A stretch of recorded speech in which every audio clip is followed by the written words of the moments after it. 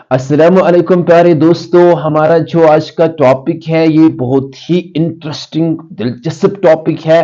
That is introduction about tennis. हम tennis के बारे में आपको इंट्रोडक्शन देंगे इस वीडियो में।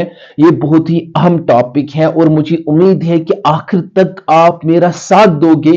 इस वीडियो को आप आखिर तक देखोगे ताकि जो भी क्वेश्चंस आपके दिमाग में अभी तक अराइज हुए हैं या भी मिसकंसेप्शंस आपके दिमाग में हैं वो जरूर आज क्लियर होंगे। और सीरीज आप ये वीडियोस में इस पर बनाऊंगा।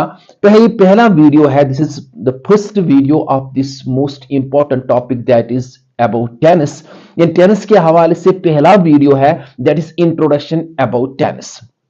इस वीडियो में हम पढ़ेंगे कि क्यों टेनिस हम पढ़ते हैं और इसकी इंट्रोडक्शन हम देंगे। मगर इससे पहले कि हम इसकी इंट्रोडक्शन पर आते हैं, इसकी डिफिनेशन पर आते हैं, मैंने यहां पर एक सेंटेंस लिखा है, शी सिंग्स ए सॉन्ग। यहां पर मैंने सिंग्स को अलग कलर में यहां पर हाईलाइट किया है ताकि आप जान पाओगे जो भी ये सिंग्स यहां पर इस्तेमाल हुआ है ये वर्ब इस्तेमाल हुआ है।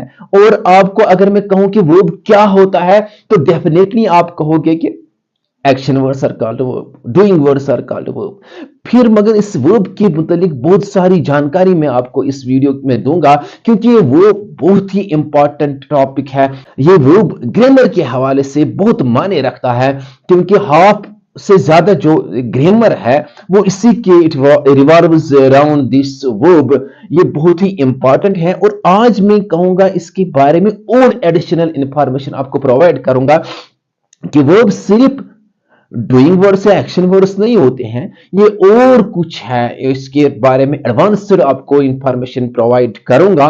यहां सिर्फ आपको याद रखना है कि शी सिंग्स अ सॉन्ग। इस वाले वीडियो में अगर मैं आपको कहूं इस शी के बारे में तो आप कहोगे कि ये सेंटेंस का सब्जेक्ट है and this is object.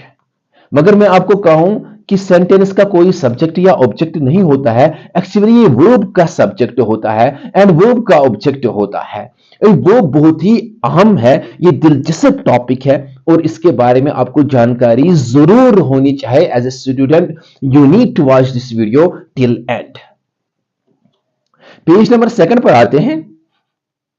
Verb verb तो मैंने कहा कि डूइंग वर्ड्स, एक्शन वर्ड्स, इसके बारे में मैं इख्तिलाफ नहीं रखता हूं, लेकिन इसकी कैटेगरीज है, इसकी कुछ कैटेगरीज है। That is helping verb and man verb. Two categories of this verb is that is helping verb or man verb. ये helping verb जो है it has been further divided into two, that is primary helping verbs and modals.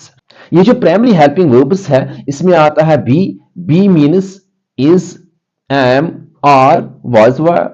Have means have, has या had, and do it means do, does या did.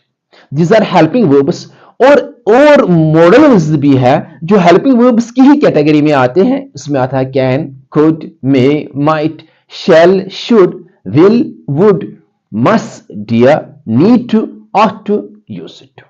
अब आप कहोगे कि हम अगर टेनिस पढ़ते हैं तो ये क्यों हम पढ़ते हैं, क्योंकि मैं आपको बताऊंगा कि अगर हम हेल्पिंग वर्ब्स को जुड़ेंगे मैन वर्ब्स के साथ, अगर हम हेल्पिंग वर्ब्स को जुड़ेंगे मैन वर्ब्स के साथ तो इंग्लिश में एक अहम चैप्टर खुल जाता है जिसका नाम है टेनिस।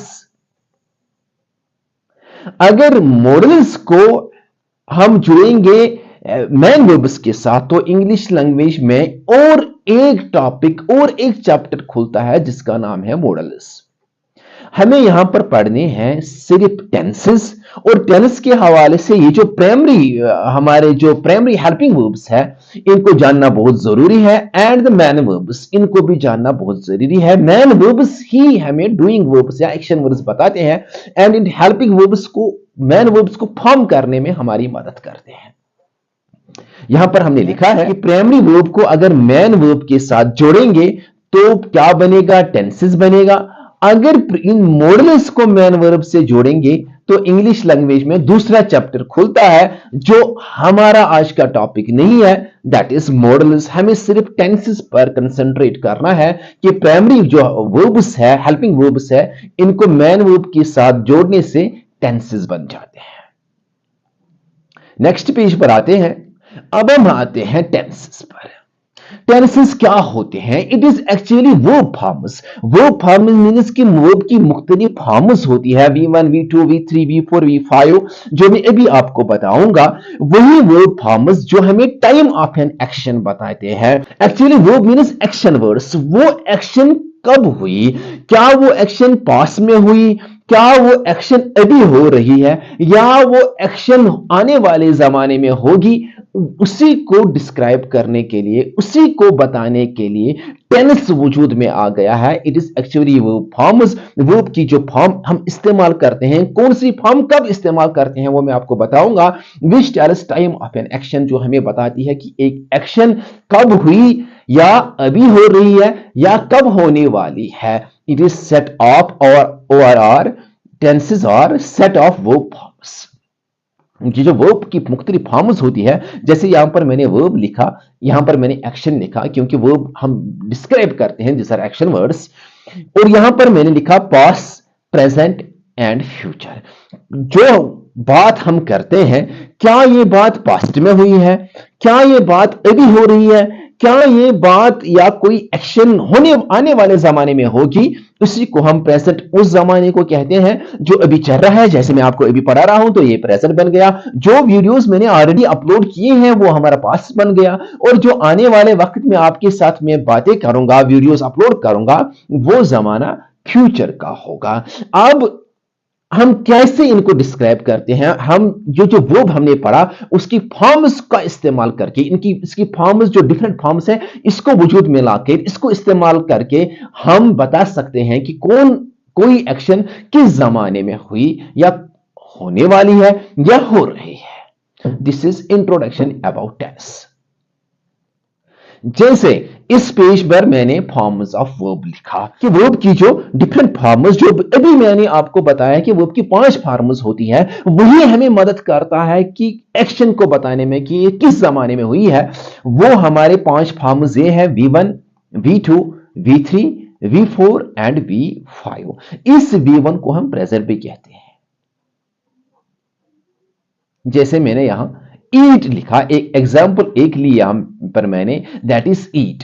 अगर मैं ईट का इस्तेमाल करूंगा तो ये वर्ब की पहली फॉर्म बन गई। अगर एट का इस्तेमाल करूंगा तो ये वर्ब की दूसरी फॉर्म बन गई। अगर ईटन का इस्तेमाल करूंगा, ईट एट ईटन, तो ये वर्ब की तीसरी फॉर्म बन गई। अब इन फॉर्म्स को कब कहां इस्तेमाल करते हैं वो हम आगे पढ़ेंगे, कि इसका इस्तेमाल हम प्रेजेंट में करते हैं, इसका इस्तेमाल हम पास्ट में करते हैं, इसका इस्तेमाल हम परफेक्ट में करते हैं, इसका इस्तेमाल हम कंटिन्यूअस में करते हैं। और ये जो वर्ब की जो फिफ्थ फॉर्म है, ये भी हम प्रेजेंट में ही इस्तेमाल करते हैं, मगर जब हमारा सब्जेक्ट सिंगुलर होता है। ये हम आगे देखेंगे जब हम अलग अलग इनको पढ़ेंगे। तो ये हमने फॉर्म्स ऑफ वर्ब लिखा, ईट एट ईटन ईटिंग ईट्स। इस तरह play plate played playing place. इसी तरह आप वर्ब्स की डिफरेंट फॉर्म्स को बना सकते हो। और एक एग्जांपल मैंने यहां पर लिखी कि कैसे यही वर्ब्स, यही फॉर्म्स ऑफ वर्ब हमें टेंस बताता है कि रहीम ईट्स फूड। अब ये वर्ब की पहली फॉर्म यहां पर इस्तेमाल हुई है, दैट मीन्स कि ये प्रेजेंट की बात हो रही है।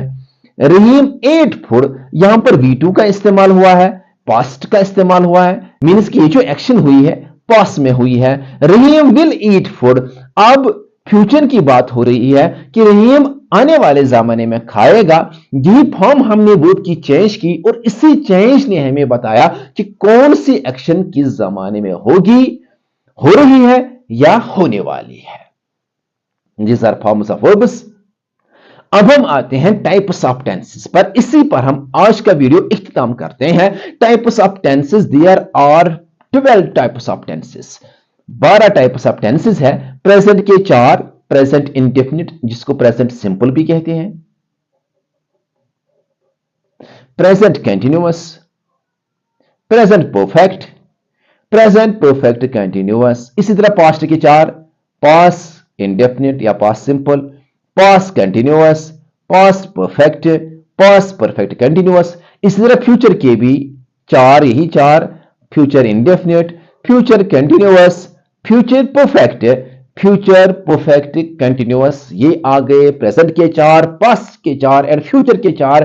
कुल मिला के ये 12 बन गए। There are 12 types of tenses. अगर मैं कहूंगा कि टेनिस ग्रैंडफादर है, इसके 3 बेटे हैं, एक तो है प्रेजेंट, दूसरा है पास्ट, तीसरा है फ्यूचर।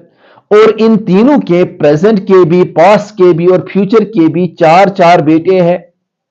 1 2 3 4, 1 2 3 4, 1 2 3 4। यही जो मैंने अभी डिस्क्राइब किए, ये जो मैंने अभी आपको बताए, तो यही मिलाकर 12 बनते हैं। प्रेजेंट के 4, पास्ट के 4 एंड फ्यूचर के 4। यही था हमारा आज का वीडियो, जिसमें हमने पढ़ा कि टेनिस क्या होता है और वर्ब की कितनी इंपॉर्टेंस है टेनिस में, क्योंकि वर्ब फार्मर्स ही डिस्क्राइब करते हैं कि कौन सी एक्शन कब मुकम्मल होगी या मुकम्मल हुई है। होप कि आपने इस टॉपिक को अच्छी तरह, इस इंट्रोडक्शन ऑफ टेंसेस को अच्छी तरह अंडरस्टैंड किया होगा। और अगर ऐसा ही है तो इस वीडियो को जरूर अपने फ्रेंड्स के साथ, अपने दोस्तों के साथ शेयर करना। Thank you for watching this video.